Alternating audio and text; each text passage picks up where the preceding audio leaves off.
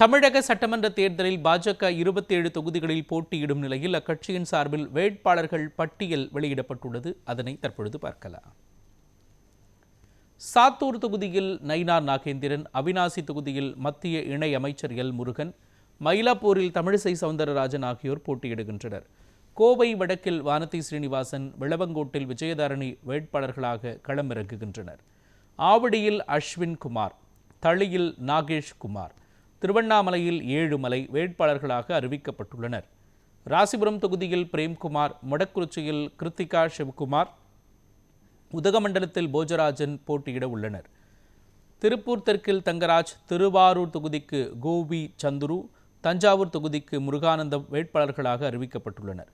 கந்தர்வக்கோட்டையில் உதயகுமார், புதுக்கோட்டையில் ராமச்சந்திரன், அறந்தாங்கியில் கவிதா ஸ்ரீகாந்த் போட்டியிடுகின்றனர். திருப்பத்தூரில் திருமாறன், மானாமதுரையில் பொன் வி பாலகணபதி, மதுரை தெற்கில் ராமஸ்ரீனிவாசன் வேட்பாளர்களாக களம் இறங்குகின்றனர். ராமநாதபுரத்தில் நாகேந்திரன், திருச்செந்தூரில் ராதாகிருஷ்ணன் போட்டியிடுவார்கள் என அறிவிக்கப்பட்டுள்ளது. வாசுதேவநல்லூரில் அனந்தன் ஐயாசாமி, ராதாபுரத்தில் பாலகிருஷ்ணன், நாகர்கோவிலில் எம்.ஆர். காந்தி போட்டியிட உள்ளனர். குளச்சலில் சிவக்குமார், பத்மநாபபுரத்தில் ரமேஷ் போட்டியிடுகின்றனர்.